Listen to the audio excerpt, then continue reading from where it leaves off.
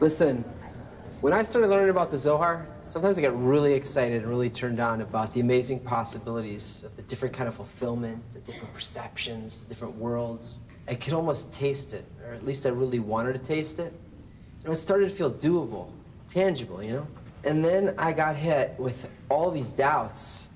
I mean, I needed something practical. If what I have to reach for all this to happen is this unconditional desire to give, but my nature can only receive, and it will never let me do that, how am I ever going to ever break down this wall between them? I was so disillusioned. It was like I'd lost the most valuable thing I ever had. I didn't go to class for weeks, and when I couldn't take it any longer, I cornered my teacher, and I said, why did you open up all these feelings in me? I mean, if there's nothing you can tell me about what I could do with them, what's the purpose of all this? And he just smiled at me, and he said, congratulations, now I can tell you. I was planning on covering something else today, but I think you guys are ready for this. There's two practical keys, tools in the method described in the Zohar. And what you have to do to be able to work above your nature, to penetrate that iron wall that separates you from that higher level of nature that we call spirituality, you've got to put one key inside the other one. Today we're going to talk about the first one. It's called the screen, or the work in 3 lines. It's the way that higher nature is structured. So if you want to enter it, you have to work with what it is. Every other method, from meditation to science, they're only aware of and they only work with 1 or 2 of these lines. But without the third line, it's impossible to break through that barrier. There's the giving force, the right line or plus, and the receiving force, the left line or minus. Even in an electrical circuit, you can't just connect them together or they short out and nothing happens. To get them to work, you need to put a resistor between them, but not a resistance to giving or a resistance to receiving. That's your action in the system, and the Zohar calls that effort the screen.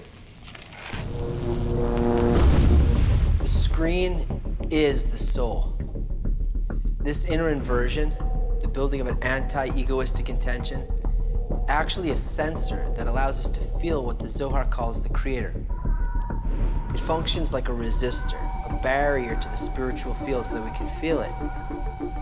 You see, as long as we focus on the gift, we can never feel the giver, and we stay anchored in the physical world. We just unconsciously receive, and the creator remains concealed from us. We always think about fulfillment because that's what we're made for. The thought behind creation is an intention to make a creature and fill it with unlimited pleasure. We are the creature, the will to receive. It's what we're made of. It's not good, it's not bad, it can't change, and it doesn't prevent us from breaking through. We can't control the kind of desires we have, and we're not responsible for them. They come from the giving force, and so does the pleasure that fills them. The desires are not us. Only the reason we receive the pleasure is us. That's the only thing we need to work on, and it changes everything.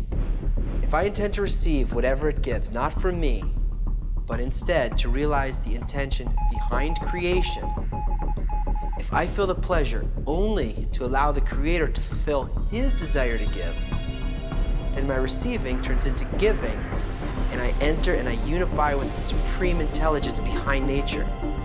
So receiving remains receiving, but above that, my intention and the intention of the giving force are one and the same thing, and we're both giving fulfillment to the other in the very same pleasure. The more strength I have to oppose taking pleasure only for myself, the greater the light that enters.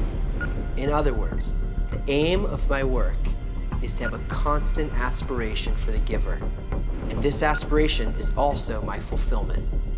So now, you're not controlled either by your will to receive, which is the left line, or the pleasure from the creator, which is the right line. But you've become an independent desire to give, which is the birth of the soul. That's the first key. But to activate it, we need the second key, the second practical key.